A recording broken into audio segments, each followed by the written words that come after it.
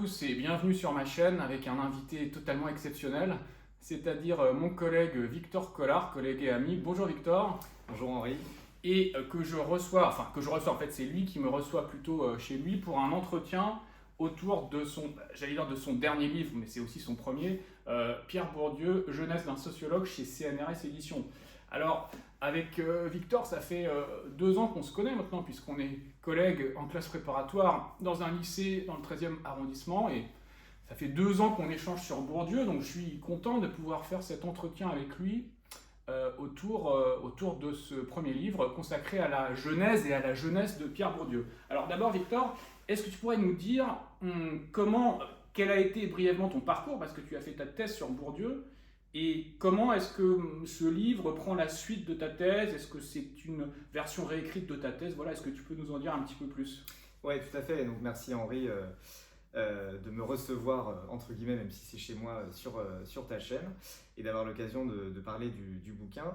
Sa genèse, effectivement, en un mot, donc je suis parti d'une thèse de doctorat en sociologie à l'EHESS avec Frédéric Lordon, qui avait pour marotte, entre guillemets, de dire que Bourdieu et Spinoza étaient 2 grands auteurs. Donc, assez classiquement, en tant que doctorant, je me suis intéressé à cette liaison, ces liens entre les deux. Et très vite, ce qui m'est apparu, c'est que ces liens étaient en fait plus compliqués que ce qu'on estimait. C'est souvent ce qu'on fait en thèse. On remet en question un peu les hypothèses qui ont cours jusqu'ici. Et du coup, je me suis intéressé à la jeunesse, notamment la période scolaire de Bourdieu, dans l'idée d'essayer de comprendre comment est-ce qu'il avait rencontré cet auteur Spinoza. Et donc, voilà, ça m'a amené à faire beaucoup d'archives, on va sans doute en reparler, pour essayer de comprendre cette période scolaire. Et ça a donné 7 ouvrages, du coup, où on ne parle plus du tout de Spinoza, pour le coup. Ce qui a intéressé l'éditeur, c'est vraiment la période scolaire de Bourdieu et sa conversion à la sociologie par la suite. Alors, il faut dire qu'il y a déjà eu une biographie de Bourdieu il y a quoi, une quinzaine, une vingtaine d'années. Ouais, 2008. Comment s'appelle-t-elle cette dame déjà, qui a fait des biographies de Lévinas et de Claudel aussi. Exactement, ouais. Un petit peu écrit des biographies sur tout le monde. Marianne Lescouret, Exactement, ouais. qui est une traductrice de Wittgenstein aussi, si je dis pas de bêtises. Ouais, et bon, alors c'est une biographie qui a été très critiquée, bon, qui n'était pas très bonne qualité, on peut le dire. Hein. Mais alors toi, est-ce que tu l'as lu et qu'est-ce qu'elle disait sur cette période 1940-1950 sur laquelle toi tu as spécifiquement travaillé? Elle disait pas grand-chose en fait. Non, c'est ça. En fait, de manière générale, il y a assez peu de sources sur la jeunesse de Bourdieu, pour des raisons sur lesquelles je reviens. Je pense que les personnes qui ont travaillé avec lui, finalement, avaient du mal à le considérer comme un personnage historique pour lequel on va faire des archives alors qu'il était encore vivant ou qu'il venait de mourir.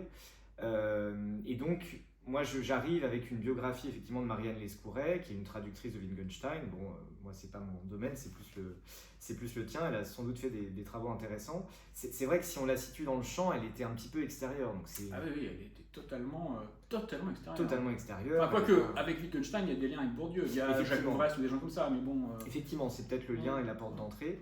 Mais du coup, elle n'avait rien publié sur Bourdieu auparavant, et elle fait cette biographie. Et alors, bon, il ne s'agit pas d'être purement critique. Il y a des choses intéressantes dans sa biographie, mais le principal problème, c'est que moi, elle m'a pas servi au sens où, ou très très peu, au sens où elle n'a pas fait d'archives en fait.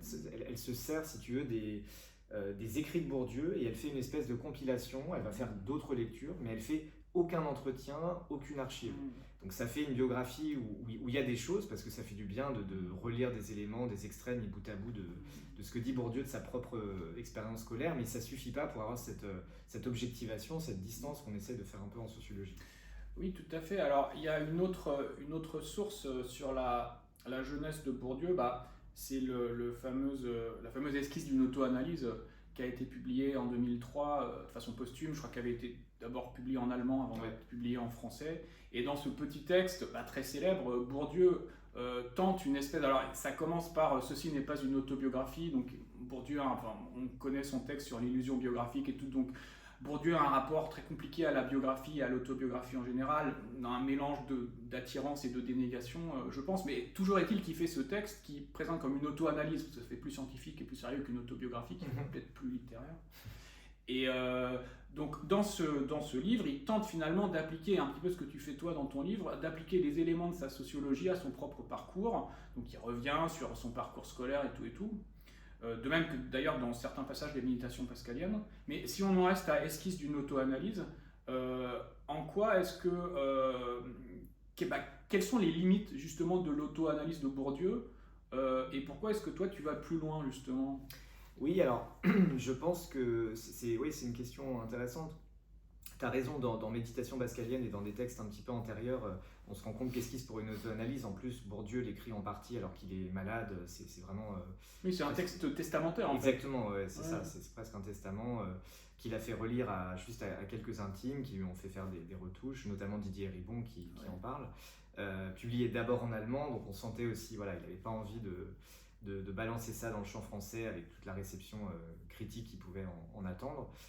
Et son projet, oui, c'est comme tu dis, d'appliquer les éléments de sa sociologie, donc d'essayer de se remettre dans le champ, donc le fameux concept qui a été popularisé par Bourdieu, enfin popularisé, qui a été vraiment utilisé dans sa sociologie. Et son objectif, c'est ça, c'est d'essayer de se dire, au fond, j'ai passé mon temps avec Manet, Flaubert, tout un tas de personnages à essayer de les situer dans le champ, de situer ces révolutionnaires symboliques. D'ailleurs, Pascal Casanova, la sociologue, avait montré que Bourdieu s'était pris en partie pour Manet, justement, comme révolutionnaire symbolique en sciences sociales. Et ce qui est intéressant dans son autobiographie, alors déjà, il y a des choses... tout à fait nouvelles, par exemple sur l'internat, des choses qu'il n'avait jamais vraiment dites. L'expérience de l'internat, oui, tout à fait. Ça a été marquant. Il consacre une dizaine de pages sur un livre qui en fait 110. Bon, on sent que c'est... Voilà, il dit d'ailleurs, en gros, il y a deux types d'auteurs, d'écrivains. Il y a ceux qui ont fait l'expérience de l'internat, de Flaubert, et ceux qui n'ont pas fait cette expérience. Et ceux qui n'ont pas fait cette expérience ne peuvent pas savoir ce que c'est. Ouais, exactement. Ouais. Donc c'est vraiment, ça a été une période horrible. Dont je parle brièvement. C'est peut-être ça d'ailleurs, excuse-moi je te coupe, mais c'est peut-être cette expérience de l'internat aussi qui a peut-être constitué son tempérament un petit peu anarchiste ou libertaire, non? Oui. Un rapport problématique à l'autorité dont tu reparles à plusieurs reprises dans ton livre. Oui, exactement. Alors c'est structuré et structurant. Si c'est pas bien entendu là-bas, c'est aussi parce qu'il était sans doute déjà un peu rétif pour différentes raisons, mais c'est vrai que ça l'a aussi renforcé là-dedans. Les injustices aussi, voilà, c'est des choses vraiment presque enfantines, on a envie de dire, quand on lit ça, où il va se plaindre de ce surveillant qui était dur, qui mettait des sanctions, etc. Donc il y a vraiment des traumatismes enfantins, et ce grand sociologue consacré de 70 ans, disons à peu près, quand il écrit ça, il n'a pas oublié ça. Il n'a pas digéré. Comme dit Wordsworth, l'enfant est le père de l'homme, quoi. Donc, ouais. Dans une formule d'ailleurs qu'on attribue faussement à Freud, mais qui est en fait de Wordsworth. Ah oui, d'accord. Ouais, tout à fait. Donc ça l'a marqué, ça a sans doute construit tout son parcours dans sa critique aussi des injustices, des inégalités, etc. Donc sans faire quelque chose de trop grossier, de voir des matrices trop grandes, mais c'est vrai que ça a été très marquant. Et en revanche, ce qui manque, alors tu as raison, c'est vrai qu'on pourrait dire esquisse pour une auto-analyse, est-ce qu'il n'a pas tout dit? Bon, premièrement, c'est un petit livre, donc d'une centaine de pages très réduite, donc évidemment il n'a pas tout dit, et ça, c'est parce qu'il n'a pas eu le temps de faire tout le travail qu'il aurait pu faire s'il avait vraiment travaillé sur lui comme s'il avait travaillé sur Manet ou Flaubert.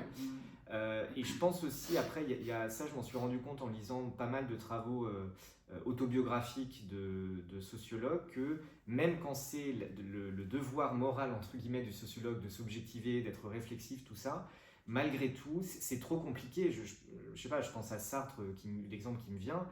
Le rapport de Bourdieu à Sartre, quand il en parle, il a du mal finalement il fait pas le boulot que j'essaie de faire, par exemple, de dire on va prendre les revues qui parlent de Sartre, on va essayer de voir si vraiment Sartre est aussi important qu'il le dit. Bourdieu en fait se base sur des souvenirs qu'il avait, effectivement, et donc certains souvenirs, il y a des choses qui sont confirmées par l'enquête, donc je fais juste dire Bourdieu avait raison de dire ça, on voit que toutes les revues parlent de Sartre, il y a des dizaines et des dizaines d'articles consacrés à Sartre sur quelques années, et inversement, je n'ai pas forcément d'exemple là qui me viennent en tête, mais il y a des moments où ce genre d'analyse un peu objectivante, un peu laborieuse, où on va compter les noms de certains auteurs dans les revues de l'époque, on s'aperçoit que là, le jugement de Bourdieu est sans doute un peu exagéré. Donc c'est surtout ça, ouais. Mais Bourdieu avait peut-être du mal à parler de lui aussi. Je me souviens de... Comment dire... Geoffroy de la Gannerie, dans un de ses livres, 3, je crois, là, il cite à un moment une anecdote quand Bourdieu écrivait son auto-analyse, Héribon lui disait mais pourquoi est-ce que vous ne parlez pas de votre vie affective, sentimentale et sexuelle? Ouais, Comme le fait Héribon lui-même dans Retour à Reims. ouais, Et là, Bourdieu aurait dit, enfin, selon Laganerie qui cite Héribon, mais qu'est-ce que mes collègues penseraient de moi? ouais, Donc, tout à fait. on voit que là, il a certaines limites, une certaine pudeur aussi par rapport à ça, quoi. Oui, c'est vrai. Ouais. Alors, cela dit, je ne donne pas de détails spéciaux Oui, sur, oui, non, sur on n'a cette rien de documentation. croustillant. Pas sur ce plan, mais c'est vrai que oui, je pense que voilà, Bourdieu était une figure évidemment importante du chant, très exposée à la critique. Alors après, on peut dire il se dépeignait parfois comme une espèce de personne un peu ostracisée, il ne faut sans doute pas exagérer. Mais c'est vrai que voilà, tout ce qu'il disait pouvait être retourné contre lui, il le disait à plusieurs reprises, et donc voilà, je pense qu'il avait sans doute peur alors, il y avait un courant, d'ailleurs, le fameux courant de l'égo-histoire avec Oui, voilà, le qui Pierre apparaît Nora, quoi, à la etc. fin des années 90, un peu. Ouais, c'est ça. Ouais. Je suis pas spécialiste, mais c'est ça, ouais, Ouais. fin 80-90, ouais, début des années 90, ça doit être ça. Avec cette idée voilà, d'assumer en fait par rapport aux sciences sociales qui se voulaient objectivantes, Ouais. etc. On met à distance le moi. Là, c'est de dire au contraire, peut-être que ça peut être intéressant d'avoir accès à ce qu'a été le personnage et ça va influer, mais sur sa science sociale, sur ce qu'il dit, mais du coup, on va mieux le contrôler. Donc, pas hésiter à parler de soi. Ça, c'est vrai que Bourdieu a été très critique contre l'égo-histoire. Ouais. Et en même temps, esquisse pour une autre analyse, on sent que voilà, il veut bien parler de lui, mais à travers l'analyse par ses propres concepts pour essayer de parler de lui tout en se mettant à distance. Il dit d'ailleurs, en fait, je parle de moi pour montrer le champ, pour étudier le champ dans lequel j'étais, Ouais. et dire que des gens comme Derrida, qui était son collègue, son camarade À Ulm. à Ulm, voilà, et à Louis le Grand juste avant, voilà, a vécu les mêmes choses finalement. Même si après, chacun, suivant son habitus, ses dispositions, réagit plus ou moins bien à un contexte. Et d'ailleurs, on peut penser que peut-être Bourdieu aurait été assez critique par rapport à tu parles d'égo-histoire, par rapport à des tentatives d'égo sociologique, comme fait Héribon dans Retour à Reims, précisément. Ouais, Ouais. c'est une bonne question. Ouais, je ne sais Ouais. pas ce qu'il aurait pensé de ce travail, mais sans doute que, bon, voilà, avec Héribon, ils avaient une entente particulière, il l'aurait peut-être sans doute soutenu sur le principe, mais c'est vrai que ce travail d'Héribon, en tout cas, lui, n'aurait sans doute pas osé le faire, il l'a jamais fait d'ailleurs. Alors Héribon, surtout à l'époque, du coup, n'avait pas encore la même position, c'était le biographe de Foucault et il avait Oui. quand même voilà, une certaine visibilité, mais c'était pas celle de Bourdieu. Donc Héribon, oui, ça on peut lui reconnaître. Il a été l'un des premiers sur ce plan-là, en tant que lui-même universitaire, à assumer de dévoiler un pan de sa vie, de sa jeunesse, de ses affects, de son histoire profonde. D'ailleurs, ça me fait penser que l'un des rares textes sur sa jeunesse aussi, je suis en train de le traduire avec ma femme Solange Harbert, c'est un texte qu'il a publié en allemand. En allemand, encore une fois, c'est bizarre quand même. Donc il y a vraiment ce côté, on pourrait dire... Mettre à distance, quoi. Ouais, moi je pense vraiment que c'est ça, c'est qu'il se dit, bon, il se doute bien qu'on finirait par le traduire, etc. Mais il y a ce côté quand même de pas oser le faire dans le champ français, de se dire en Allemagne j'aurai une meilleure réception. D'ailleurs, c'est vrai que sa réception allemande est souvent bonne et un peu plus dépassionnée qu'en France, où il a un certain nombre de critiques. Alors, donc, après cette mise en contexte, on va en venir plus précisément au contenu de ton livre. Donc, alors j'ai envie de dire c'est une question un peu vaste, mais bon, qu'est-ce qu'on apprend dans ce livre qu'on ne savait pas avant? Parce que toi, ta caractéristique, c'est que tu as beaucoup été voir du côté des archives, les correspondances, les dossiers scolaires, les bulletins scolaires, les rapports de jury de concours, savoir quels étaient les programmes des cours pendant telle ou telle année universitaire, quel cours il a suivi, etc. etc. Donc finalement, la question est un peu vaste, mais alors on va peut-être préciser un petit peu. D'abord, si on reprend de façon chronologique, ton livre il commence quand? Il commence à l'école primaire? On va pas remonter jusqu'aux couches culottes, j'imagine? Non, quand même pas, là j'avais pas beaucoup d'informations effectivement, mais oui, globalement c'est l'école primaire. D'accord. Alors, quelles sont les étapes les plus marquantes, disons, de l'école primaire jusqu'au bac? Ouais. Alors, effectivement, l'école primaire, j'ai manqué un peu de données, donc on sait qu'il était à l'école primaire de la Seube. Peut-être. Il faut juste rappeler pour ceux qui nous regardent et qui sont, je pense, très nombreux, où est-ce que Bourdieu naît? Ouais. Où naît-il? Dans quel contexte? Dans quelle famille? Et voilà, et dans quelle école? Voilà. Ouais, t'as raison. Il est dans le Béarn. Hein, il est dans le Béarn, ouais. Donc dans le Béarn, dans la province effectivement du Béarn, c'était le département à l'époque des Basses-Pyrénées, devenu Pyrénées-Atlantiques à partir de 59. Donc il naît en 1930. Donc il naît en 1930, tout à fait, à Danguin, donc dans un petit village effectivement du Béarn. C'est un petit gars du sud-ouest. Ses parents sont, pour les situer, donc ils sont receveurs des postes. Donc c'est un métier. Donc son père lui-même est un transfuge, comme on dit. Il était d'abord métayer, ensuite facteur, et donc à un grade plutôt simple entre guillemets, enfin avant d'être receveur des postes. Donc c'est pour dire qu'il il connaît une évolution au sein même de la poste. Donc receveur des postes, c'est vu comme chef d'établissement local. J'avais fait un peu de recherche sur ce métier qui ne me parlait pas a priori. Et sa mère et sa collaboratrice. Donc sur les archives qu'on trouve, elle a un statut entre guillemets un peu inférieur aussi dans la hiérarchie de la poste. C'est le père un peu qui gère ça, mais donc les deux travaillent à la poste. Alors ce qu'on sait, d'ailleurs ça Marianne Lescouret le dit, c'est que, et Bourdieu le dit dans son esquisse, il est propriétaire d'une maison par sa mère qui venait d'un milieu un peu plus bourgeois. Bourgeois n'est pas le bon terme, mais en fait elle venait d'une grande famille paysanne, dit Bourdieu. Donc il y avait un petit peu d'argent, on dirait. Là, je pense à Christophe Charles qui dit qu'il y a toujours une espèce de loi de bienséance biographique de ne pas parler d'argent concernant les intellectuels. Donc c'est vrai que ça, j'ai... Ah bah oui, moi qui ai écrit le portefeuille des philosophes, je peux te dire que... Toi, la bienséance, là, ouais. Tu l'as mise de côté et tu as bien raison. Ouais. Et donc voilà, donc, pour pas être trop long, l'idée c'est que si je prends d'abord d'un point de vue vraiment scolaire, Bourdieu, donc son parcours, c'est école primaire de La Seuve, donc il déménage vers 6-7 ans à La Seuve, dans une ville à quelques kilomètres de Danguin, sa ville natale.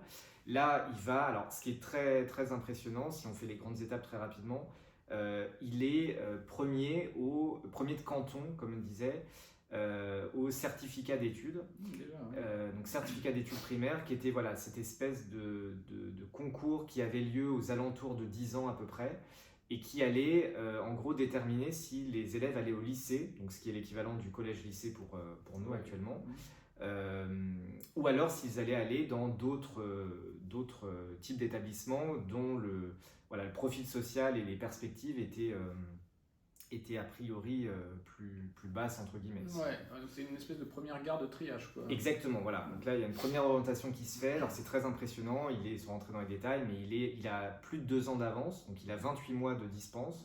Donc ça veut dire que lui était peut-être en gros en CM1, alors que les autres qui passaient ce certificat étaient en 6e en gros. Et il est premier de très loin, il a les meilleures notes partout, donc voilà. Donc il a déjà un profil un peu de surdoué, quoi. Alors voilà, donc là c'est vrai que... C'est très bizarre, excuse-moi je te coupe, mais parce qu'il arrête pas de dire mais j'aurais dû être éliminé 25 fois dans le système scolaire et tout, mais non, enfin il a toujours été excellent. Bah oui, voilà. Ouais. Alors il le dit, oui, sans doute du point de vue de son profil social. Oui, voilà, du point de vue du profil social. Oui. Mais tu as raison, c'est vrai qu'il n'y a pas eu de doute, il ne s'est pas révélé sur le tard, etc. Oui. Dès le début, bon. Alors après, il faut voir, on peut dire que dans le Béarn, où il y avait beaucoup de fils, par exemple, de fils et de filles de paysans, si on raisonne de manière un peu simple, on peut dire que la concurrence était moins rude que s'il avait été à Paris, où il n'aurait peut-être pas été... premier de canton, mais en tout cas, il avait ce côté un petit peu surdoué scolaire très tôt. Ensuite, donc, il est reçu au lycée de Pau, donc il est admis au lycée de Pau. Donc là, à partir de la 6e. C'est ça, donc c'est à partir de la 6e, 1941, donc il a 11 ans. Et à partir de là, il fait toute sa scolarité au lycée de Pau, avec l'internat du coup qui est rude parce que là c'est à une vingtaine de kilomètres. Ouais, donc c'est ça dont il parle dans l'esquisse d'une auto-analyse, cette période-là. Ouais. Exactement. Donc là, il est toujours premier de classe et tout, dans toutes les disciplines ou non, ça dépend. Alors très honnêtement, là je manque un peu d'informations. Je sais que le sociologue Louis Pinto, avec qui on en discutait récemment, est un peu resté sur sa faim là-dessus. Il me disait t'as pas trouvé de choses là-dessus, donc malheureusement... C'est par manque d'archives, là. Voilà, là il y a un manque d'archives, j'ai consulté les archives du lycée, etc. J'ai essayé de voir avec d'anciens élèves encore vivants, bon c'est quand même des dates maintenant assez lointaines, début des années 40, et donc ça j'ai pas trouvé de matériaux. Donc j'ai simplement déduit de son résultat, alors finalement qui est pas brillantissime au baccalauréat, il a la mention assez bien d'ailleurs, c'est assez compliqué parce que, sans rentrer dans les détails, mais le seuil pour avoir la mention cette année-là a eu l'air d'augmenter. Donc, Ah oui, c'était pas des seuils fixes. apparemment, ouais, le seuil est barré, donc sans doute par le jury pour le rehausser. Et du coup, Bourdieu aurait dû avoir la mention bien avec l'ancien seuil. Et là, du coup, il n'a entre guillemets que mention assez bien. Ce qui est bizarre, c'est que sur son dossier par la suite, il mettra mention bien. Alors, est-ce qu'il a eu l'orgueil de dire mais c'est pas juste le seuil qui est relevé? Oui, c'est marrant, Bon, ouais. est-ce que les archives disent pas tout? En tout cas, il est entre mention assez bien et mention bien, et ces notes là sont pas éclatantes, même si ce qui est intéressant, c'est qu'on voit qu'il est aussi bon en sciences, disons, expérimentales, dans les matières littéraires. Donc là, Oui, excuse-moi, parce qu'on va arriver au post-bac après, mais ouais. là je te coupe juste parce qu'un point intéressant de ton livre, c'est la question que tu poses, est-ce que Bourdieu n'a pas exagéré justement un peu comment dire, la modestie de ses origines sociales? Ouais. Et tu dis qu'en fait, alors tu cites un passage assez marrant à un moment d'un de ses camarades qui dit, mais quand même, quand il venait au foot, il avait des beaux crampons et tout, voilà. Et c'est vrai, et finalement, tu te dis, mais en fait, enfin, c'est pas qu'il était pauvre, mais il a eu tendance un peu à en rajouter, alors qu'en fait, il avait pas un profil si défavorisé que ça sur le plan de sa famille, en fait. Ouais, tout à fait. C'est vrai que ça, Marianne Lescouret, pour le coup, essayait de le dire aussi, c'est que quand on regarde son profil, Bourdieu, et là, je pense que c'est intéressant en termes, si on n'est pas voilà, ni dans la géographie, ni dans le côté résolument critique, de se dire, peut-être que lui, il a vécu comme ça, de Oui, dire, c'est ça, ouais. j'étais dans le Béarn par rapport à ce qu'il a connu par la suite, ses camarades de milieu, cette fois beaucoup plus Oui, il y a quand même favorisés. un effet de contraste très fort. Exactement. Ouais. Donc je pense que lui, son ressenti, c'était peut-être celui-là. Et puis d'être interne. Et puis avec son justement, accent et tout, dont il a Exactement. souvent parlé, dont il va lui se débarrasser, et même qui lui causait enfin, des souffrances parfois physiques, il dit, quand il l'entendait. Ça lui était insupportable. Ouais, tout à fait. Et d'ailleurs, Ouais. ce que tu me recommandais récemment, la biographie de Serre par Doss, je ne l'ai pas encore lu en entier, mais il y a un passage qui parle de ça, de Michel Serre, qui lui a vraiment souffert de son accent, qui apparemment n'a pas voulu. Mais qui l'a gardé. Qui l'a gardé, voilà. Ouais. Qui l'a gardé, et ça lui a joué des tours, même à des niveaux d'agrégation. Où le jury croyait pas en son avenir à cause de son accent, enfin je caricature un peu, mais donc ouais, ça c'est une vraie question. Et donc ouais, sur son milieu social, en fait, on se rend compte en regardant un peu plus précisément. Alors je suis même allé jusqu'au, c'est vrai que les archives nationales, par exemple, conservent les documents d'inscription au concours à l'école normale supérieure, et là on a pour les systèmes de bourse, on a du coup le salaire au franc prêt, à l'ancien franc prêt, oui, c'est intéressant. Ouais. des parents. Donc voilà, ça permet, alors pas forcément de se rendre compte en soi, mais relativement à ses autres camarades qui s'inscrivent au concours, du coup pour le post-bac, ça permet de voir un petit peu là aussi le milieu économique dans lequel vit Bourdieu. Et alors voilà, il faut comparer ça. Il y a les revenus d'un côté, et il y a le patrimoine de l'autre. Donc le patrimoine, on le disait, il y a une maison, donc c'est vrai qu'il est logé sans loyer et sans traite de crédit. Ouais. Ça, c'est quand même un avantage. Alors lui, il dit on n'avait pas l'eau courante, etc. Donc mais certains disent bah oui, mais à l'époque, très peu de familles dans les années 30 ou début voilà, 40, c'est ça. Années 30-40. Donc finalement, bon, et ce qui dépeint pas en noir, alors ce qui est intéressant, c'est Lucien Bianco, celui qui est devenu sinologue et que je profite pour remercier parce que c'est quelqu'un qui a été extrêmement généreux, qui m'a passé la correspondance, donc des lettres inédites qu'il avait avec Bourdieu. Ça a été une matière très très importante. Et je l'ai eu en entretien plusieurs fois aussi, il a accepté de donner des entretiens. Et il dit, moi j'ai été invité chez les Bourdieu, donc c'était dans les années, fin des années 40, début des années 50.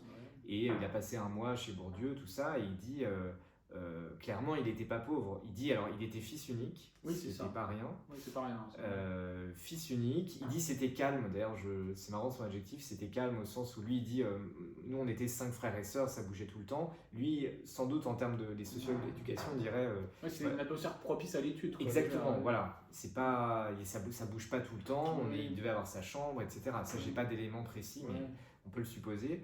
Et donc voilà, oui. Alors, excuse-moi, je te coupe, mais en termes de capital culturel, il y avait des livres chez lui ou pas du tout Alors là aussi, c'est vrai que sur la toute première partie de sa vie, c'est compliqué de savoir. J'ai pas eu d'éléments très précis. Il semble, en tout cas si on le déduit de la profession de ses parents, de leur capital culturel, on sait qu'ils ont arrêté leurs études à 14 et 16 ans. Ce qui est sans doute ni très tôt pour l'époque, mais qui n'est pas non plus un parcours qui irait jusqu'au baccalauréat.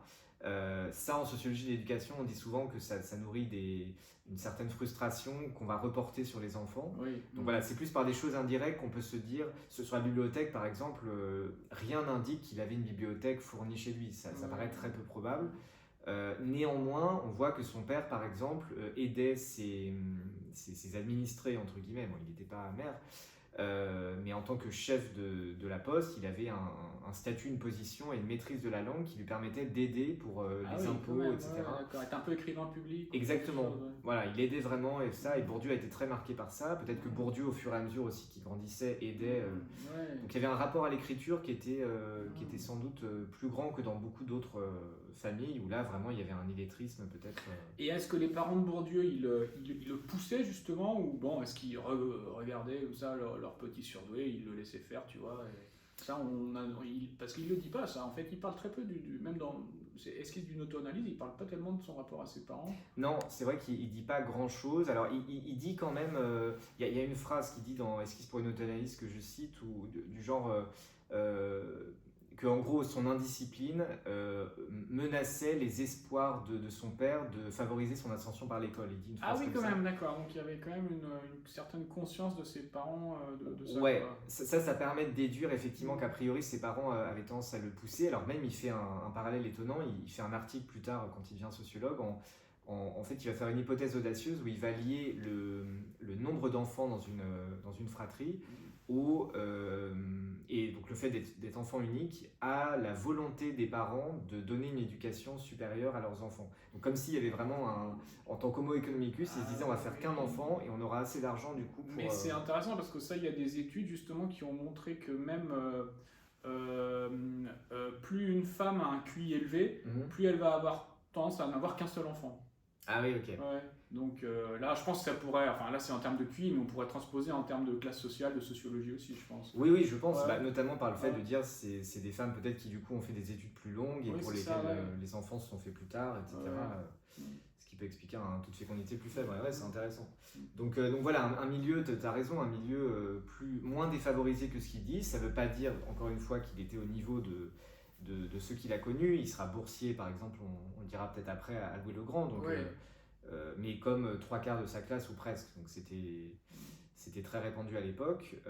Mais donc voilà, un milieu socio-économique qui est sans doute assez classe moyenne inférieure, quelque chose comme ça. Mais en tout cas, pas ouvrier. Et alors, la classe préparatoire, l'école normale, il en entend parler par son proviseur, c'est ça? Ouais, exactement. Donc ça c'est une trouvaille qui a été importante pour moi. C'est donc Bernard Lamick. Parmi les raisons de son ascension scolaire, on a Bernard Lamick qui est son proviseur. Alors il le cite d'ailleurs dans Esquisse pour une auto-analyse. Je n'ai pas fait une découverte fondamentale, mais ce que j'ai essayé de faire, c'est d'essayer de creuser un peu cette relation. Donc au lycée de Pau, il y a un proviseur, Bernard Lamick, et qui est en fait le décalque de Bourdieu, mais 20 ans plus tôt. Donc, il a une vingtaine d'années de plus, et il a connu exactement finalement le même profil que celui que va connaître Bourdieu. Et Bourdieu le décrit, notamment dans un entretien non retranscrit à l'IEP de Bordeaux en 2001, juste avant sa disparition. Il dit que Bernard Lamick a été une personne vraiment absolument décisive dans son parcours. Oui, excuse-moi, je m'arrête juste. Écoutez cet entretien de 2001 à l'IEP de Bordeaux, ça dure 2 heures, mais c'est vraiment très très intéressant. Ouais. Vous pouvez le voir ou l'écouter sur YouTube, vous tapez Bourdieu IEP 2001 et vous tombez dessus. Ouais, tout à fait. C'est vraiment un entretien qui m'a marqué. Il y a beaucoup de choses qui sont dites, et notamment sur Lamick. Je crois, excuse-moi, je te recoupe, mais je crois que c'est la dernière apparition publique avant sa mort, je crois. C'est très possible. Ouais, c'est très possible. Parce qu'il meurt en janvier 2002. Donc, Ouais. Puis là, il commençait à être fatigué, malade. Ouais, c'est très possible. Donc ça a d'autant plus valeur. Il se confie là-dessus juste avant sa disparition. Et donc Lamick, voilà, c'est un proviseur très très marquant qui va lui donner. Alors ça on le sait aussi pour Derrida à Alger, qui a connaissance au lycée Bugeaud d'Alger de la possibilité de faire des classes préparatoires pour aller à l'ENS. En fait, souvent, ce qui manque, au-delà du capital culturel aux enfants de classes, disons, populaires ou moyennes inférieures, c'est ne serait-ce que la connaissance de l'institution. Oui, c'est ça. Donc, tu as raison de dire, ça, c'est vraiment l'ami qui lui transmet, qui lui dit, il doit lui dire, mon gars, donc il le prend un peu sous son aile. Voilà, j'ai trouvé un peu de correspondance aussi où Lamick parle avec d'autres, enfin parle d'autres personnes qu'il a prises sous son aile aussi. Donc il avait cette fonction de repérage qui est vraiment centrale. C'est Jean-François Sirinelli dans son travail sur les cagneux de l'entre-deux-guerres. Cagneux et normalien dans l'entre-deux-guerres. Exactement, c'est un super boulot.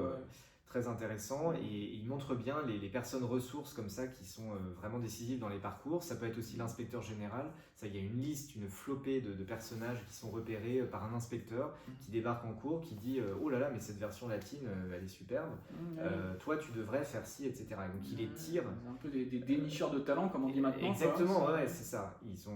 C'est des chasseurs de talent, et ça fait des différences décisives. Bien sûr, s'il n'y a pas derrière aussi le capital culturel ou en tout cas des capacités intellectuelles, voilà, ça ne suffit pas. Mais en même temps, sans ça, on peut avoir des gens qui auraient à l'état latent eu en puissance la possibilité, mais qui n'auraient pas fait ce parcours. Donc l'ANIC est vraiment, vraiment décisive. Ouais. D'accord. Et donc quand il arrive, donc là il monte à Paris, il va en prépa à Louis le Grand, c'est ça?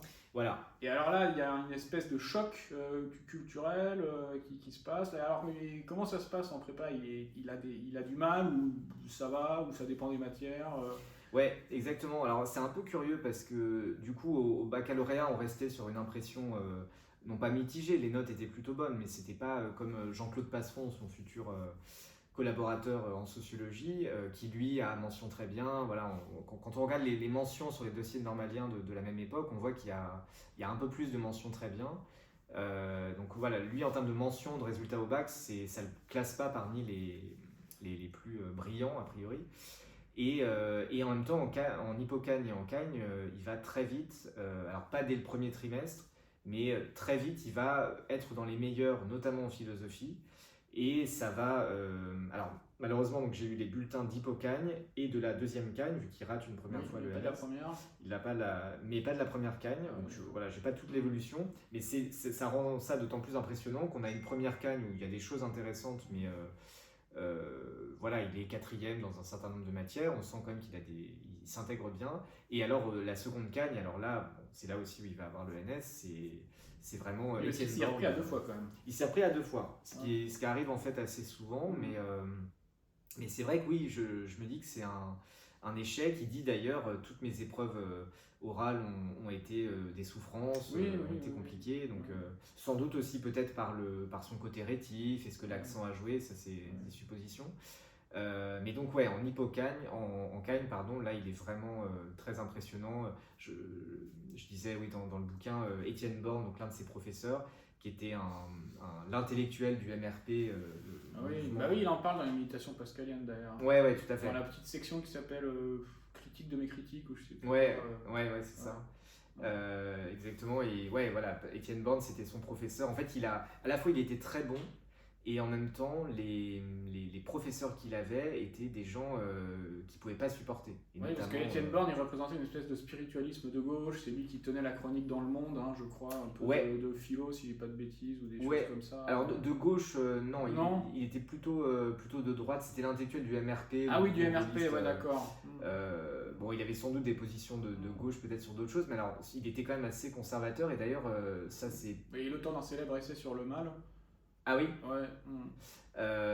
Donc c'était un philosophe qui publiait des choses peut-être intéressantes, mais c'est vrai que Bourdieu, alors notamment pour la petite histoire, j'avais entendu en recherchant... Aucun rapport avec Elisabeth Borne d'ailleurs. Non, enfin a priori. a priori, mais je pense. Ouais.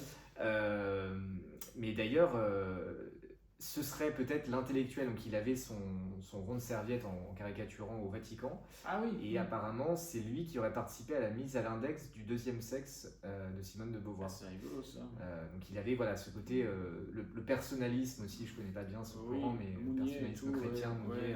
D'accord, il était plutôt dans ce... dans ce registre-là. Dans ce courant-là. Donc Bianco, notamment son camarade de l'époque, et lui, apparemment s'opposaient beaucoup à lui, mais tout en disant c'était le meilleur prof de philo. Donc il a eu Michel Alexandre. Michel Alexandre, un grand alinien, un disciple d'Alain.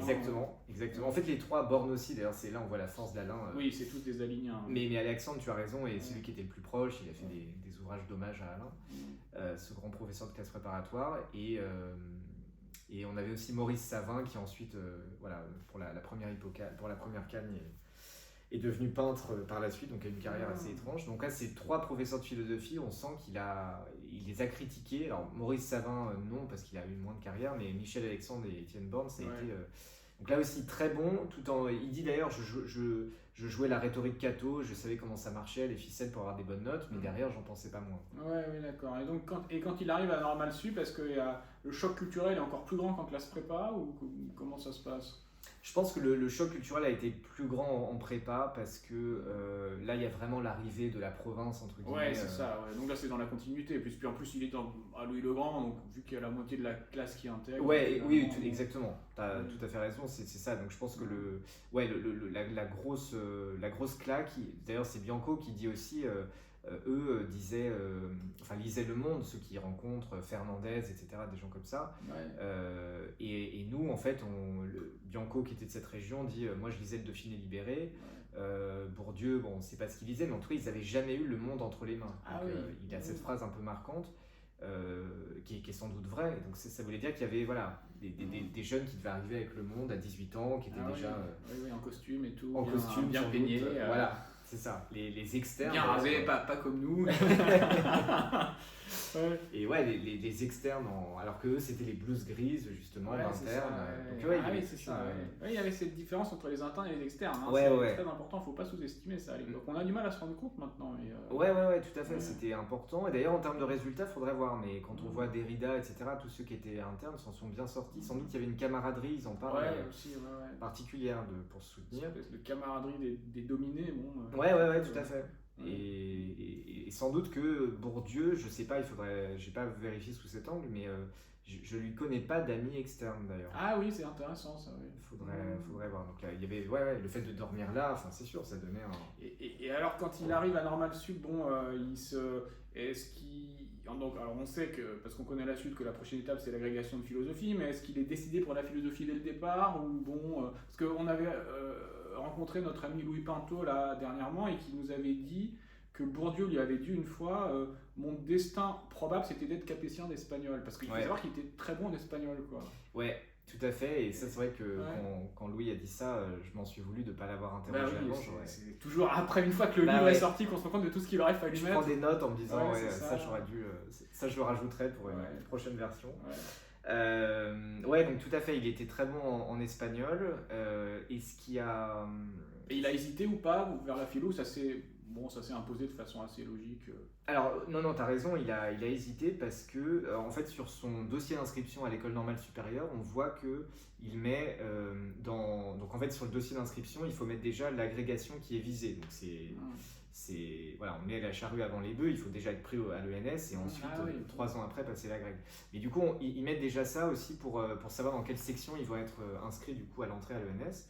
C'est pour ça, et dans agrégation visée, alors il met pas philo, il met lettres et espagnol. Ah, c'est marrant, ouais. Donc ça veut dire que, et en fait ça je trouve ça intéressant parce que Bourdieu le dit d'ailleurs, il dit dans cet entretien décidément intéressant à l'IEP de Bordeaux, il dit j'ai fait le choix de la philosophie comme le font les bons élèves qui choisissent la discipline. Ce qu'il y a de mieux, quoi. Ce qu'il y a de mieux, quoi. Ce qu'il y a de mieux, quoi. Exactement, et c'est exactement cette phrase, ce qu'il y a de mieux, il dit, et là il fait une métaphore, bon, un peu, qu'on pourrait juger un peu rétrograde et sexiste en disant un peu comme surtout désuètes disons, un peu comme les acheteuses dit-il, donc les ménagères achètent ce qu'il y a de mieux comme un Miele, tu sais la marque Miele pour les frigidaires, pour l'électroménager. Il dit ça. On ne fait pas de placement de produits sur cette chaîne, non. Précise, mais bon.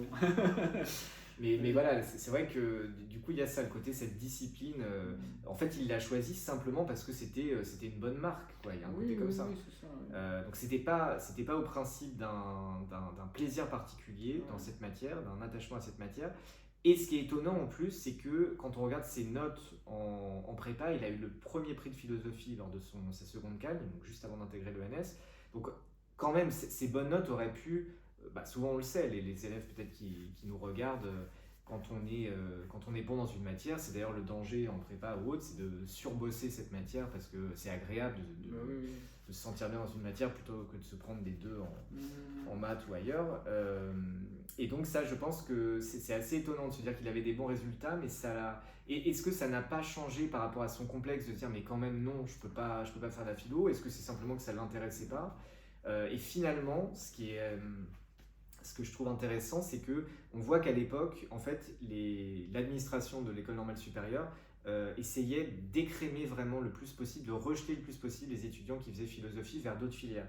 Donc il y a des gens qui racontent, moi j'ai rendez-vous du coup avec le directeur de l'ENS à l'époque, Chapoutier, et Althusser, le représentant de la section philosophie, le caïman comme on disait, l'agrégé répétiteur, et ils essayent de me dissuader, tout ça. Ils me disent ah, tu veux pas faire anglais et alors à l'époque d'ailleurs, non, c'est pas Chapoutier, bon on s'en fiche, mais c'est tu sais, le spécialiste de Hegel. Ah, Hippolyte. Hippolyte, merci. Ah oui. Jean Hippolyte qui devient directeur de l'ENS, donc c'est dans les années 60, c'est un témoignage voilà, qui dit mais encore dans les années 60. Oui, juste avant d'aller au Collège de France, il a été directeur de l'ENS. Ouais, c'est ça, exactement, juste avant sa nomination au Collège de France. Et du coup, voilà, il y avait ce petit jeu apparemment d'Hippolyte qui essayait de dissuader, Althusser qui essayait au contraire de dire mais non, venez en philo. Mais on voit dans les rapports que la section philo est complètement engorgée. Et donc je dis ça parce qu'en fait Bourdieu, à la fois, lui c'est quelqu'un qui aurait été génial pour eux parce qu'il avait le niveau en philo mais il ne demande pas philo et pourtant il finit par faire philo. Et donc je fais l'hypothèse, j'essaie de l'argumenter, je ne rentre pas dans les détails, mais que peut-être là au contraire il était tellement bon et peut-être que le contact est tellement bien passé avec Althusser. Le contact est moins bien passé après où il y aura des brouilles, mais au début voilà, le contact est tellement bien passé. Apparemment, il y avait une tradition qui était que à l'entrée à l'ENS, ceux qui voulaient s'inscrire en philo donnent une dissertation. Ah oui. Donc, est-ce que Bourdieu, Althusser lui a dit mais vu tes notes, rends-moi aussi une dissertation, et en voyant le niveau, etc., lui a dit mais non, il faut que tu viennes en philo. Voilà. Donc, est-ce que c'est de l'autocensure? Est-ce que finalement Bourdieu s'est laissé prendre dans le jeu? Est-ce que finalement il a vu qu'il avait l'opportunité de le faire et il s'est dit bah j'y vais? C'est assez curieux, mais c'est intéressant. Et en plus, on voit que il n'y a pas forcément de déterminisme social trop simple. À se dire, tu vois, les étudiants bourgeois choisissent la philosophie. C'est plus compliqué que ça, d'essayer de trouver le déterminisme qui choisit, qui conduit aux matières. Et alors donc, parce que je vois que l'heure tourne, donc l'agrégation, il l'a facilement, pas du premier coup, Ouais, comment ça se passe, oui, donc. Du premier coup, ouais. Donc voilà, il y a le programme avec 4 auteurs. Moi, ça m'intéressait parce qu'il y avait Spinoza du coup qui rentrait cette année à la grève. Donc ça, c'était marrant de voir ça. Donc il a bien bossé sur Leibniz, Pascal, pardon pas Pascal, Platon et Rousseau et Spinoza. Voilà. Donc 4 auteurs sur lesquels il a bien bûché, et Aristote, pardon. Donc il y en avait 5. Et ouais, il l'a du premier coup. Donc il est 7e, donc ce qui était par rapport à ses résultats et son niveau peut-être un tout petit peu décevant. Là aussi, il dit toutes mes épreuves d'oral, je le citais, se sont mal passées, etc. Donc, et alors à l'oral, tu sais, il y a toujours le truc à l'oral de l'agrégation, l'auteur tombe sur le sujet qui va devenir un thème central de sa philosophie. Sartre qui tombe sur la contingence, Foucault qui tombe sur la sexualité et tout. Et ça, bon, lui, il n'a pas eu de sujet spécialement. Mais tu m'as pas dit un truc comme ça, tout à coup j'ai un doute. Qui serait tombé sur un sujet qui était en lien avec des trucs qu'il allait faire 30 ans plus tard. Mais tout coup, j'ai un doute. Non, bah oui, alors, mais ça, je pense que c'est à l'ENS. Ah oui, c'est à l'ENS, oui. Ou alors, attends, où c'est Oui, à l'ENS, il y a un truc comme ça, sur comprendre, et pas par rapport à la misère du monde bien plus tard. Ah oui. Il y a un truc sur voilà, le côté comprendre vraiment les individus, leurs actions, essayer de vraiment se mettre à leur place. Oui, voilà, ça doit être ça. Il y avait ça, et il y avait un autre truc, ça c'était au bac, où il a un sujet... est-il juste, en gros, d'opposer la sociologie et l'histoire comme... Ah oui, voilà, je pense que c'est ça que tu veux dire. Celui-là, peut-être. Et où là, on se dit que oui, par rapport à ces rapports futurs par rapport aux historiens, c'est assez marrant. Après, le déterminisme du sujet, moi, je sais pas, tu te souviens, toi, de ton sujet de bac en philo? Bah oui, écoute, est-ce que puis-je faire confiance à mes sens? Ah oui, tu t'en souviens. Moi, je me souviens pas, tu vois, donc je me dis... J'essaie d'ailleurs, c'est bête, mais de très modestement réfléchir à mon propre parcours parfois, tu vois, pour pas attribuer un déterminisme trop grand, en mode il a eu ça, bon alors je suis déterminé, me dire bah moi par exemple je me souviens pas de... Alors lui comme il était dans la filière philo, sans doute que peut-être ça l'a plus marqué, mais toi tu t'en souviens du coup? Oui. Toi ça a eu un effet du coup sur toi? Oh non, je pense pas, non, c'était un sujet assez lambda, je me souviens en gros de ce que j'ai fait, encore d'ailleurs 25 ans après, mais bon... Ça n'a pas déterminé. Alors donc on va avancer un petit peu. Donc il obtient l'agrégation, puis après il est nommé comme professeur de philosophie à Moulins, c'est ça? Ouais. Qui est où? Alors Moulins c'est dans l'Allier. Non, c'est dans l'Allier. Ouais. Je suis pas très bon en géo, mais j'ai retenu dans l'Allier, et effectivement donc pas très loin de Clermont-Ferrand, là où tu m'en parles souvent, Jules Vimin faisait Toi, il t'a marqué philosophiquement, Villemin ou... Oui, bah via Bouvresse en fait. Ah oui, ok. C'est vrai. Après, je le connais surtout via Bouvresse. Ok. Mais oui, c'est quelqu'un qui m'a pas mal marqué. Parce que du coup, Villemin, voilà, il était presque ami. D'ailleurs, c'est assez étrange, il faudrait creuser la relation, mais Villemin devait avoir que quelques années de plus que Bourdieu et les élèves qu'il avait du coup à l'école normale supérieure. Et donc, ils vont nourrir une relation. Ça devait être un enseignant proche de ses élèves. Et quand Bourdieu est agrégé, effectivement, il doit être nommé quelque part. Alors, il refuse, quand Guillaume, avec qui il s'était aussi beaucoup lié, il refuse d'aller au lycée qui était prévu pour lui, voire même après la classe préparatoire, dans le sud-ouest. Et il choisit d'aller à Moulins, du coup, pour se rapprocher de Villemin. Pour se rapprocher de Villemin, voilà. Qui enseigne à Clermont-Ferrand. Qui enseigne à Clermont-Ferrand, exactement. Il y a Foucault aussi qui est dans les parages. Foucault qui enseigne à Clermont-Ferrand à la même époque, je crois. Hein. Ouais, je pense que c'est ça. Donc, la psychologie ou des trucs comme ça. Ouais, enfin, ça doit être 54. Hein, exactement, ouais. C'est ça. Donc là, il y avait un pôle. Et voilà, Foucault, qui je ne peux pas résister à citer cette anecdote, je crois que cite Didier Ribon dans sa biographie, Foucault qui en 1954 commence son cours de psychologie générale à l'université de Clermont-Ferrand en disant la psychologie générale, comme tout ce qui est général, ça n'existe pas. J'aime bien cette formule, je me permets de la placer. Oui, c'est pas mal, t'as le titre de ton truc et tu le démontes. Ouais, c'est ça, oui. Tu déconstruis dès la première séance, mais... Donc ouais, il est nommé après l'agrégation, là-bas. Donc, alors, là, bon, c'est des correspondances, c'est un peu intime, donc j'hésitais à le citer, mais ça montre aussi parce qu'en fait, il y avait un peu un relatif mythe sur le fait que Bourdieu... Qui n'a pas enseigné très longtemps. Hein, il n'a pas enseigné très longtemps. Un an, 2 ans. Juste un an. Juste un an. Enfin, un an et 2 mois de l'année d'après. Avant de partir au service militaire. Et en fait, son choix de moulin, c'est marrant parce que lui, il raconte, typiquement, tu vois, c'est ce qui est intéressant, je trouve, avec l'archive. Non pas pour dire ah là là, Bourdieu a menti, etc. C'est pas ça. Et pour voir un peu, d'ailleurs, peut-être qu'il se souvenait plus lui-même. Oui, peut-être que de bonne foi, il se souvenait plus. Hein. Voilà. Ou qu'il a enjolivé, et on le fait tous. Et je trouve intéressant quand il dit qu'en gros il a refusé une année supplémentaire, tu sais, après l'agrégation, tu avais la possibilité de demander une année pour préparer un projet de thèse. Ça, les normaliens avaient droit à cette 4e année. Et en fait, Bourdieu dit, moi, en gros, je sais plus si c'est dans l'esquisse pour une autre analyse, mais il dit en gros, moi, je n'ai pas voulu de cette année-là, j'avais tout de suite envie je me sentais pas très légitime à prendre cette année supplémentaire un peu cool. C'est un peu le prestige des normaliens, voilà, et leur privilège. Et il dit, moi j'avais tout de suite besoin de concret, tout ça. Et en fait, on voit une lettre de Bourdieu d'époque à... Il refuse la scolée pour le scolaire, en gros. Ouais, c'est ça, refuse, exactement. Ouais, mais alors justement, donc, on pourrait croire ça, en tout cas, c'est ce qu'il disait. Et en fait, dans une lettre à Bianco d'époque, donc ça c'est assez marrant, il dit... ou alors c'est à Michel Serres, je sais plus, mais peu importe. Il dit j'ai trop traîné, ouais, non, c'est à Bianco. J'ai trop traîné et du coup je dois demander à Hippolyte la possibilité d'avoir cette 4e année, mais je pense que c'est trop tard, etc. Et il dit oh là là, je vais me retrouver et en gros, j'ai tellement pas envie d'enseigner. Donc oui. Voilà.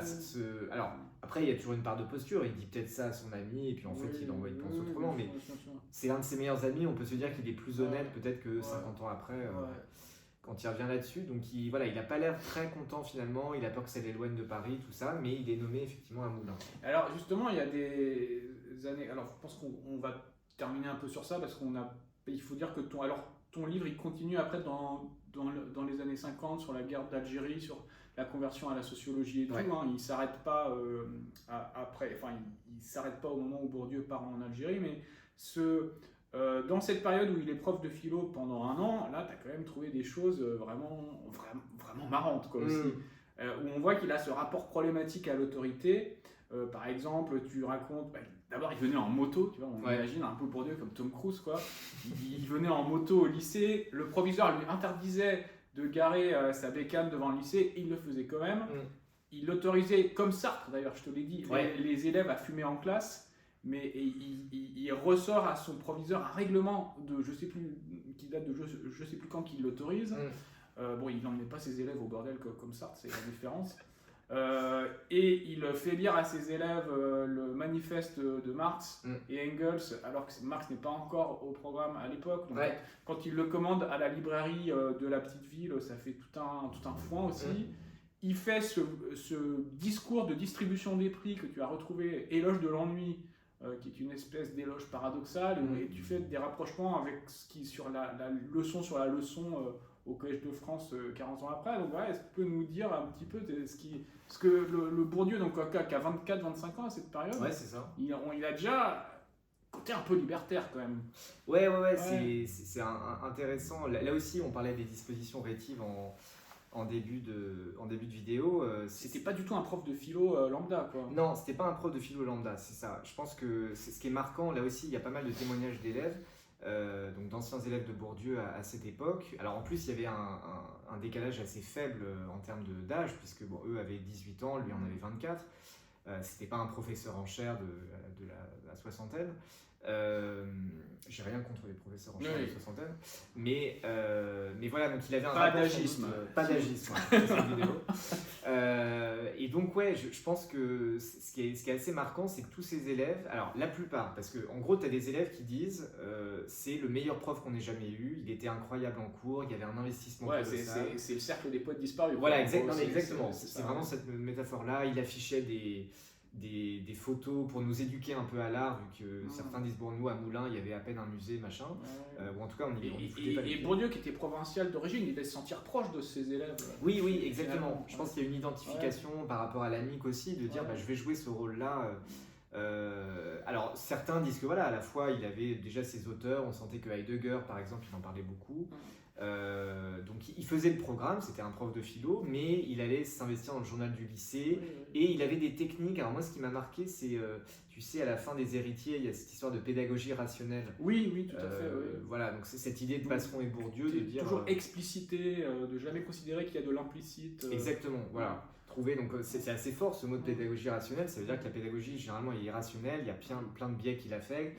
Ils diront plus tard, voilà, les profs en fait sont souvent d'anciens bons élèves, donc ils se fondent sur des dispositions qui sont déjà censées avoir été acquises socialement en dehors de l'école, en fait, c'est ça. Exactement. Le truc dont on avait parlé aussi, de ça il faut plus le faire, de dire à quelqu'un c'est trop scolaire, ta copie est trop scolaire.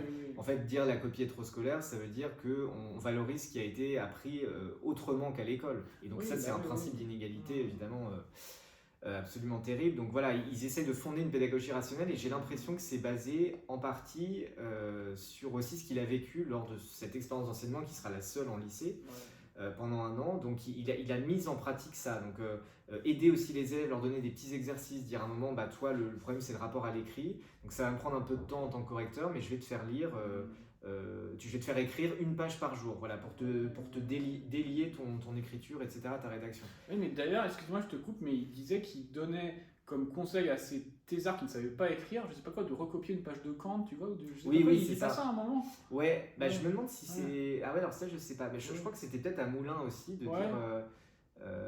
ou alors tu as peut-être raison, si j'ai plus l'exemple en tête. Je me souviens plus si c'est pas Vacan qui disait ça, ou je sais plus qui... c'est très possible. C'est très possible. Soit c'est cette période, soit c'est plus tard, mais voilà, donc avoir un rapport un peu désacralisé, ou voilà, copier des auteurs. Être dans le modèle, dans l'imitation, quoi. Exactement, voilà, pour commencer à avoir un petit. Pour le coup, la dépédagogie hyper traditionnelle. Alors voilà, en même temps, voilà, on reste sur les grands auteurs, mais on essaie aussi de les désacraliser en se disant, je vais recopier, je vais m'approprier. Au fond, ce qu'écrit Kant, je peux entre guillemets l'écrire et peut-être un peu le comprendre. Enfin. Une pédagogie comme ça. Et donc, en fait, ce qui est marrant dans les archives, c'est qu'il y a les deux. Il y a vraiment tous ceux qui disent mais c'était incroyable, et il y en a quelques-uns, enfin j'en ai trouvé moins, mais quelques-uns qui disent au contraire Bourdieu, quel enfer. Voilà, enfin il y en a un qui a une formule notamment assez dépréciative que je vais pas citer ici, mais voilà, vraiment tu sens qu'il y a eu les deux. Certains ont dû être très déstabilisés par son enseignement, et d'autres au contraire se sont dit mais il y a une lettre en 1974 de quelqu'un dont je ne vais pas citer le nom parce que c'est une lettre intime, mais voilà, un ancien élève en 74, donc 20 ans après les faits si je puis dire, qui dit on s'est revu avec des anciens de Moulins, là on a parlé de vous, tout le monde se souvient de vous, etc. C'était incroyable. Donc il y a quand même des éléments un peu objectifs, bien sûr tout ça reste de l'ordre du ressentiment, donc c'est subjectif, mais quand même des petits éléments qui laissent du ressenti, pas du ressentiment. Enfin, du ressentiment, j'espère qu'il n'y a pas trop de ressentiment. Non. Enfin, il y en a eu, du coup, il y en a certains qui, au contraire, ne sont pas contents. Non, du ressenti, tout à fait. C'est du ressenti, mais mis bout à bout, on finit par se dire il y avait quand même quelque chose, c'était pas un prof lambda. Ça, et alors, dernière question, j'aurais bien aimé, mais malheureusement, on va devoir s'arrêter là, mais bon, on a tous en tête, en tout cas nous, on a tous les deux en tête le fameux texte de Bourdieu sur les catégories de l'entendement professoral, où il analyse les appréciations de profs sur des copies, et que ça renvoie en fait à la position sociale des étudiants corrigés. Est-ce que tu as eu accès à des copies corrigées par Bourdieu quand il était prof de philo, et qu'est-ce qu'il mettait comme appréciation en fait? Tu as eu accès à ce genre, tu as pu avoir accès à ce genre d'archives ou pas, ou c'est trop compliqué? Alors ça fait partie d'un matériau auquel j'aurais bien aimé accéder. Non, j'ai pas eu de copie de... alors lui, il parle de ses propres copies, ça c'est dans des archives personnelles auxquelles j'ai pas eu accès, mais il parle de ses propres copies à ses parents, dans une correspondance à ses parents, en disant Althusser m'a mis 16, etc. Genre je suis premier en philo, et il dit en gros le jury de l'ENS a conscience, le jury de l'agrégation a conscience de qui est premier à l'école normale supérieure, qui est évidemment le premier vivier de recrutement pour l'agrégation, et donc en gros le premier à l'ENS est souvent le premier à l'agrég. Donc lui apparemment il y a des copies, il conserve dans ses archives, mais ça j'ai pas eu accès. Non, en revanche, j'ai eu accès quelques années plus tard, quand il est sociologue, à des copies effectivement annotées, et notamment à des feuilles de notes où il a pris des notes par rapport à des exposés oraux de sociologie. Donc là, on voit vraiment Bourdieu correcteur, ce qui est assez marrant. Et ce qui est marrant notamment, ça reste des suppositions, mais il a des mots assez étranges. Il met un moment en appréciation... alors déjà il décrit, c'est assez intéressant, il décrit vraiment les étudiants et étudiantes, donc il va dire posture, maquillage, etc. Et je pense que ça rejoint, tu vois, l'idée de pédagogie rationnelle. Lexis corporel, etc. Nous qu'on travaille sur les entretiens de motivation. Oui, avec nos étudiants, tout à fait. Ouais. Donc c'est vraiment d'avoir un truc un peu concret à ça, et de dire si vous n'avez pas les codes entre guillemets nécessités par l'institution, on va vous les transmettre. Et il y a des choses assez marrantes, par exemple il met, c'est au moment où il sort Les Héritiers, donc en 64, et quelqu'un, il met une phrase entre guillemets sur sa note, oui, pour reparler de l'éducation, donc entre guillemets, et il met une flèche lèche. Et donc je pense que voilà, il se moque de l'étudiant ou l'étudiante dont il a bien senti que dans le discours, il y avait un côté, il y avait un peu de flagornerie par rapport à ses propres travaux. Donc il n'est pas dupe, mais en revanche des copies de philo, non, malheureusement ça aurait été intéressant. Mais ça aurait été intéressant dans les catégories de l'entendement professoral du professeur de lycée Bourdieu. Exactement. Est-ce que lui-même a été coupable de ce genre de choses qu'il a objectivé plus tard? Tout à fait. Écoutez, on ne le saura jamais, mais on peut quand même apprendre plein de choses dans ce livre, donc que je vous recommande, Pierre Bourdieu, Jeunesse d'un sociologue, donc par mon voisin Victor Collard, chez CNRS Éditions. Voilà, je vous remercie si vous avez eu le courage de regarder cette vidéo jusqu'au bout, et je vous dis à très vite pour de nouvelles vidéos. Au revoir. Merci beaucoup Henri. Au revoir. Going on to live forever.